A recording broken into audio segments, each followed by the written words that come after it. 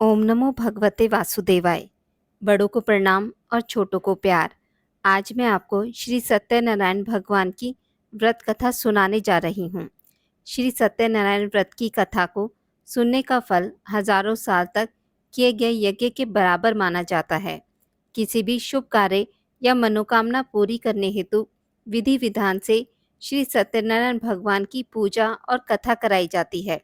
शास्त्रों के मुताबिक ऐसा माना गया है कि इस कथा को सुनने वाला व्यक्ति व्रत रखता है तो उसके जीवन के दुखों को श्री हरि विष्णु खुद ही हर लेते हैं। स्कंद पुराण के अनुसार भगवान सत्यनारायण श्री हरि विष्णु का ही दूसरा रूप है और इस कथा की महिमा को भगवान सत्यनारायण ने अपने मुख से देवऋषि नारद को बताया और सुनाया था। श्री सत्यनारायण व्रत कथा का पहला अध्याय। एक समय की बात है, नेशिरण्य तीर्थ में शौनक आदि 88,000 ऋषियों ने श्री सूत जी से पूछा, हे प्रभु, इस कलयुग में वेद विद्या रहित मनुष्यों को प्रभु भक्ति किस प्रकार मिल सकती है तथा उनका उद्धार कैसे होगा। मुनि श्रेष्ठ, कोई ऐसा तप बताइए जिससे थोड़े समय में ही पुण्य मिले और मनवांछित फल भी मिल जाए। इस प्रकार की कथा को सुनने की हम इच्छा रखते हैं। सर्वशास्त्रों के ज्ञाता सूत जी बोले, हे वैष्णवों में पूज्य, आप सभी ने प्राणियों की हित की बात पूछी है, इसलिए मैं एक ऐसे श्रेष्ठ व्रत को आप लोगों को बताऊंगा जिसे नारद जी ने लक्ष्मी नारायण जी से पूछा था और लक्ष्मीपति ने मुनि श्रेष्ठ नारद जी से कहा था।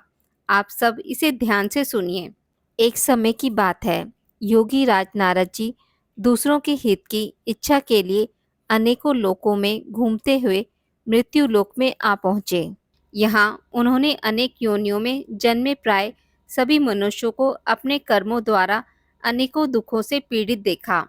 उनका दुख देख नारद जी सोचने लगे कि ऐसा यत्न किया जाए जिसके करने से निश्चित रूप से मानव के दुखों का अंत हो जाए।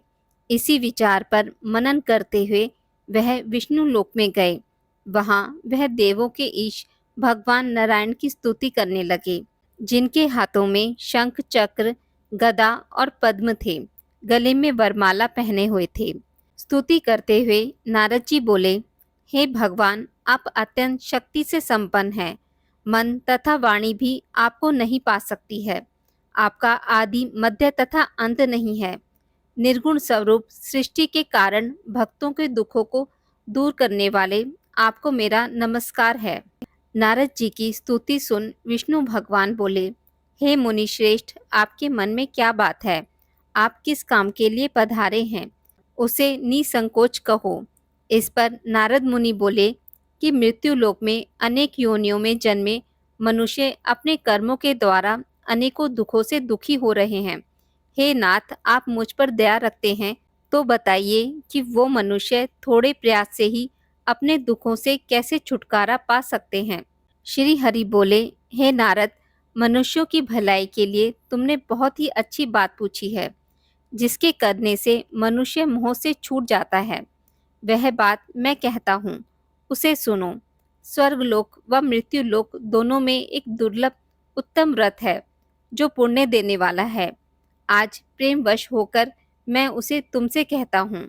श्री सत्यनारायण भगवान का यह व्रत अच्छी तरह विधान पूर्वक करके मनुष्य तुरंत ही यहाँ सुख भोग कर मरने पर मोक्ष पाता है। श्री हरि के वचन सुन नारद जी बोले कि उस व्रत का फल क्या है और उसका विधान क्या है। यह व्रत किसने किया था, इस व्रत को किस दिन करना चाहिए, सभी कुछ विस्तार से बताएं। नारद की बात सुनकर श्री हरि बोले, दुख व शोक को दूर करने वाला यह व्रत सभी स्थानों पर विजय दिलाने वाला है। मानव को भक्ति व श्रद्धा के साथ शाम को श्री सत्यनारायण की पूजा धर्मपरायण होकर ब्राह्मणों व बंधुओं के साथ करनी चाहिए। भक्ति भाव से ही नवेद, केले का फल, घी, दूध और गेहूं का आटा सवाया लें। गेहूं के स्थान पर साठी का आटा, शक्कर तथा गुड़ लेकर वह सभी भक्षण योग्य पदार्थों को मिलाकर भगवान का भोग लगाएं। ब्राह्मणों सहित बंधु बांधवों को भी भोजन कराएं। उसके बाद स्वयं भोजन करें। भजन कीर्तन के साथ भगवान की भक्ति में लीन हो जाएं। इस तरह से सत्यनारायण भगवान का यह व्रत करने पर मनुष्य की सारी इच्छाएं निश्चित रूप से पूरी होती हैं। इसी कलिकाल अर्थात कलयुग में मृत्यु लोक में मोक्ष का यही एक सरल उपाय बताया गया है। श्री सत्यनारायण व्रत कथा का पहला अध्याय समाप्त होता है। तो प्रेम से बोलिए श्री सत्यनारायण भगवान की जय। श्री सत्यनारायण व्रत कथा का दूसरा अध्याय। सूत जी बोले, हे ऋषियों, जिसने पहले समय में इस व्रत को किया था उसका इतिहास कहता हूँ। ध्यान से सुनो। सुंदर काशी नगरी में एक अत्यंत निर्धन ब्राह्मण रहता था। भूख और प्यास से परेशान वह धरती पर घूमता रहता था। ब्राह्मणों से प्रेम करने वाले भगवान ने एक दिन ब्राह्मण का वेश धारण कर उसके पास जाकर पूछा, हे विप्र, नित्य दुखी होकर तुम पृथ्वी पर क्यों घूमते हो? दीन ब्राह्मण बोला, मैं निर्धन ब्राह्मण हूँ, भिक्षा के लिए धरती पर घूमता हूँ। हे भगवान, यदि आप इसका कोई उपाय जानते हो तो बताइए। वृद्ध ब्राह्मण कहता है कि सत्यनारायण भगवान मनोवांछित फल देने वाले हैं, इसलिए तुम उनका पूजन करो। इसके करने से मनुष्य सभी दुखों से मुक्त हो जाता है। वृद्ध ब्राह्मण बनकर आए सत्यनारायण भगवान उस निर्धन ब्राह्मण को व्रत का सारा विधान बताकर अंतर्ध्यान हो गए। ब्राह्मण मन ही मन में सोचने लगा कि जिस व्रत को वृद्ध ब्राह्मण करने को कह गया है, मैं उसे जरूर करूँगा। यह निश्चय करने के बाद उसे रात में नींद नहीं आई। वह सवेरे उठकर सत्यनारायण भगवान के व्रत का निश्चय कर भिक्षा के लिए चला गया। उस दिन निर्धन ब्राह्मण को भिक्षा में बहुत धन मिला, जिससे उसने बंधु बांधवों के साथ मिलकर श्री सत्यनारायण भगवान का व्रत संपन्न किया। भगवान सत्यनारायण का व्रत संपन्न करने के बाद वह निर्धन ब्राह्मण सभी दुखों से छूट गया और अनेक प्रकार की संपत्तियों से युक्त हो गया। उसी समय यह ब्राह्मण हर माह इस व्रत को करने लगा। इस तरह से सत्यनारायण भगवान के व्रत को जो मनुष्य करेगा वह सभी प्रकार के पापों से छूटकर मोक्ष को प्राप्त होगा। जो मनुष्य इस व्रत को करेगा वह भी सभी दुखों से मुक्त हो जाएगा। सूत जी बोले, इस तरह से नारद जी से नारायण जी का कहा हुआ श्री सत्यनारायण व्रत को मैंने तुमसे कहा। हे विप्रो, मैं अब और क्या कहूँ? ऋषि बोले, हे मुनिवर, संसार में उस विप्र से सुनकर और किस किस ने इस व्रत को किया, हम सब इस बात को सुनना चाहते हैं। इसके लिए हमारे मन में श्रद्धा का भाव है। सूत जी बोले, हे मुनियों, जिस जिसने इस व्रत को किया वह सब सुनो। एक समय वही विप्र धन व ऐश्वर्य के अनुसार अपने बंधु बांधवों के साथ इस व्रत को करने को तैयार हुआ। उसी समय एक लकड़ी बेचने वाला बूढ़ा आदमी आया और लकड़ियां बाहर रखकर अंदर ब्राह्मण के घर में गया। प्यास से दुखी वह लकड़हारा उनको व्रत करते देख विप्र को नमस्कार कर पूछने लगा कि आप क्या कर रहे हैं तथा इसके करने से क्या फल मिलेगा, कृपया मुझे भी बताएं। ब्राह्मण ने कहा कि सब मनोकामनाओं को पूरा करने वाला यह सत्यनारायण भगवान का व्रत है। इनकी कृपा से ही मेरे घर में धन धान्य आदि की वृद्धि हुई है। विप्र से सत्यनारायण व्रत के बारे में जानकर लकड़हारा बहुत प्रसन्न हुआ। चना अमृत लेकर व प्रसाद खाने के बाद वह अपने घर गया। लकड़हारे ने अपने मन में संकल्प किया कि आज लकड़ी बेचने से जो धन मिलेगा उसी से श्री सत्यनारायण भगवान का उत्तम व्रत करूंगा। मन में इस विचार को ले बूढ़ा आदमी सिर पर लकड़ियां रख उस नगर में बेचने गया जहां धनी लोग ज्यादा रहते थे। उस नगर में उसे लकड़ियों का दाम पहले से 4 गुना अधिक मिलता है। बूढ़ा प्रसन्नता के साथ दाम लेकर केले, शक्कर, घी, दूध, दही और गेहूं का आटा ले और सत्यनारायण भगवान के व्रत की अन्य सामग्रियां लेकर अपने घर गया। वहां उसने अपने बंधु बांधवों को बुलाकर विधि विधान से सत्यनारायण भगवान का पूजन और व्रत किया। इस व्रत के प्रभाव से वह बूढ़ा लकड़हारा धन पुत्र आदि से युक्त होकर संसार के समस्त सुख भोग अंत में बैकुंठ धाम को चला गया। श्री सत्यनारायण व्रत कथा का दूसरा अध्याय यहीं पर समाप्त होता है। तो प्रेम से बोलिए श्री सत्यनारायण भगवान की जय। श्री सत्यनारायण व्रत कथा का तीसरा अध्याय। सूत जी बोले, हे श्रेष्ठ मुनियों, अब आगे की कथा कहता हूँ। पहले समय में उल्कामुख नाम का एक बुद्धिमान राजा था। वह सत्यवक्ता और जितेंद्रिय था। प्रतिदिन देव स्थानों पर जाता और निर्धनों को धन देकर उनके कष्ट दूर करता था। उसकी पत्नी कमल के समान मुख वाली तथा सती साध्वी थी। भद्रशिला नदी के तट पर उन दोनों ने श्री सत्यनारायण भगवान का व्रत किया। उसी समय साधु नाम का एक वैश्य आया। उसके पास व्यापार करने के लिए बहुत सा धन भी था। राजा को व्रत करते देख वह विनय के साथ पूछने लगा, हे राजन, भक्ति भाव से पूर्ण होकर आप यह क्या कर रहे हैं? मैं सुनने की इच्छा रखता हूँ, तो आप मुझे बताएं। राजा बोला, हे साधु, अपने बंधु बांधवों के साथ पुत्र आदि की प्राप्ति के लिए एक महाशक्तिमान श्री सत्यनारायण भगवान का व्रत व पूजन कर रहा हूँ।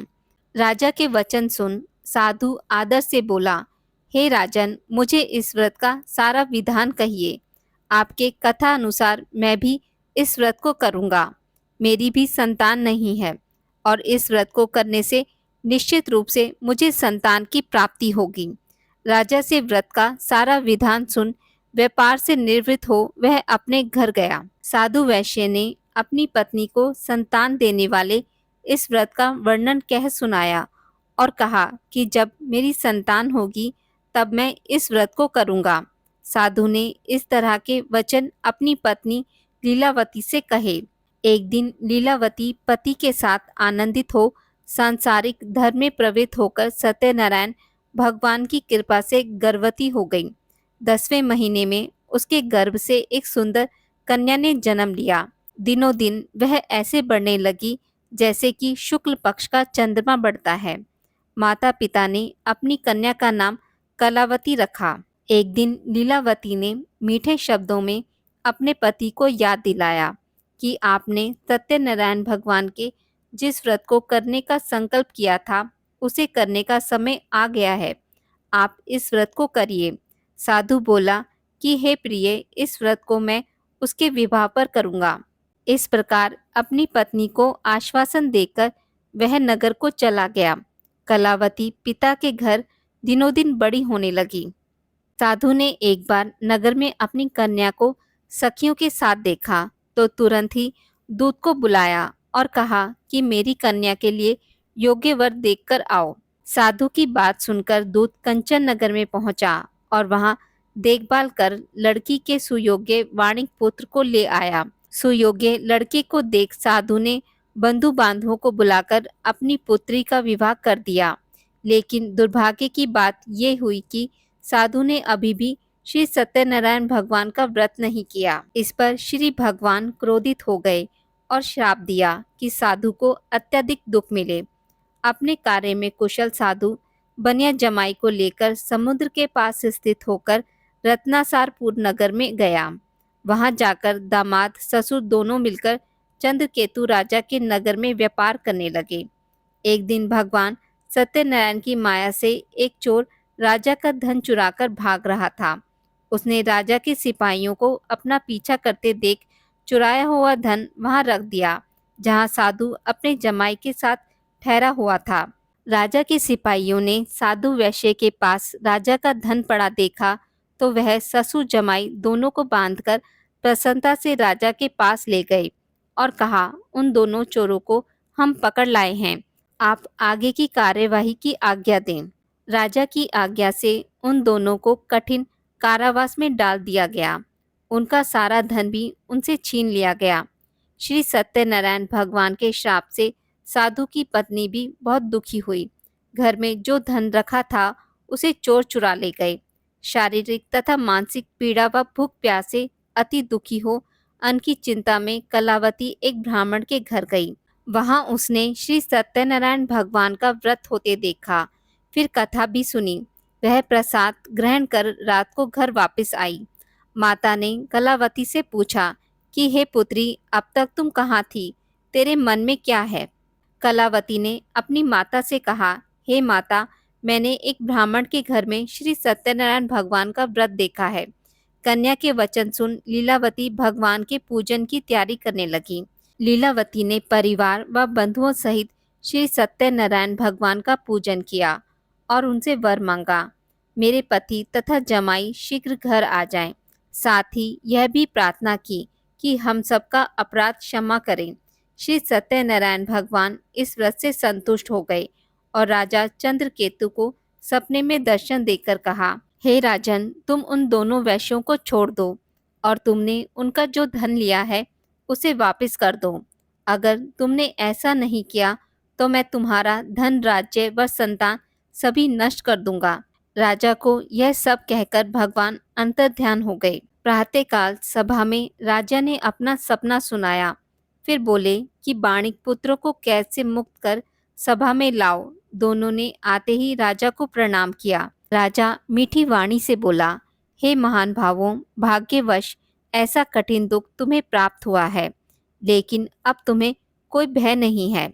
ऐसा कह राजा ने उन दोनों को नए वस्त्राभूषण भी पहनाए और जितना धन उनका लिया था उससे दुगना धन वापस कर दिया।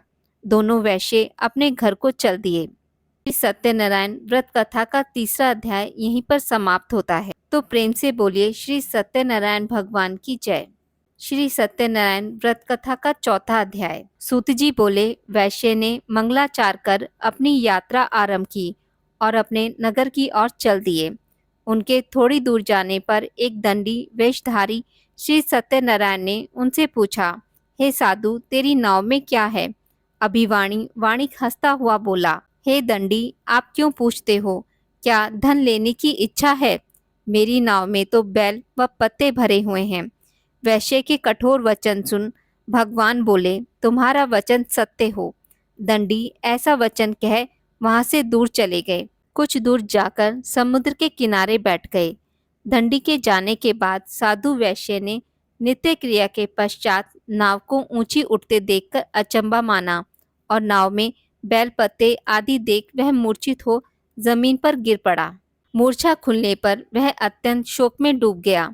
तब उसका दामाद बोला कि आप शोक न मनाएं, यह दंडी का शाप है, इसलिए हमें उनकी शरण में जाना चाहिए, तभी हमारी मनोकामना पूरी होगी। दामाद की बात सुनकर वह दंडी के पास पहुंचा और अत्यंत भक्ति भाव से नमस्कार करके बोला, मैंने आपसे जो असत्य वचन कहे थे उनके लिए मुझे क्षमा दें। ऐसा कहकर महान शोकातुर हो रोने लगा। तब दंडी भगवान बोले, वाणिक पुत्र, मेरी आज्ञा से बार बार तुम्हें दुख प्राप्त हुआ है। तू मेरी पूजा से विमुख हुआ। साधु बोला, हे भगवान, आपकी माया से ब्रह्मा आदि देवता भी आपके रूप को नहीं जानते, तब मैं अज्ञानी कैसे जान सकता हूँ? आप प्रसन्न होइए। अब मैं सामर्थ्य के अनुसार आपकी पूजा करूँगा। मेरी रक्षा करो और पहले के समान नौका में धन भर दें। साधु वैश्य के भक्ति पूर्वक वचन सुनकर भगवान प्रसन्न हो गए और उसकी इच्छा अनुसार वरदान देकर अंतर्ध्यान हो गए। ससुर जमाई जब नाव पर आए तो नाव धन से भरी हुई थी। फिर वही अपने अन्य साथियों के साथ सत्यनारायण भगवान का पूजन कर अपने नगर को चल दिए। अब नगर के नजदीक पहुंचे तो दूत को घर पर खबर करने के लिए भेज दिया। दूत साधु की पत्नी को प्रणाम करता है कि मालिक अपने दामाद सहित नगर के निकट आ गए हैं। दूत की बात सुन साधु की पत्नी लीलावती बड़े हर्ष के साथ सत्यनारायण भगवान का पूजन कर अपनी पुत्री कलावती से कहा कि मैं अपने पति के दर्शन को जाती हूँ, तू कार्य पूर्ण कर शीघ्र आ जा। माता के ऐसे वचन सुन कलावती जल्दी से प्रसाद छोड़ अपने पति के पास चली गई। प्रसाद की अवज्ञा के कारण श्री सत्यनारायण भगवान रुष्ट हो गए और नाव सहित उसके पति को पानी में डुबो दिया। कलावती अपने पति को वहां ना पाकर रोती हुई जमीन पर गिर गई। नौका को डूबा हुआ देख व कन्या को रोता देख साधु दुखी होकर बोला कि हे प्रभु, मुझसे तथा मेरे परिवार से जो भूल हुई उसे क्षमा करें।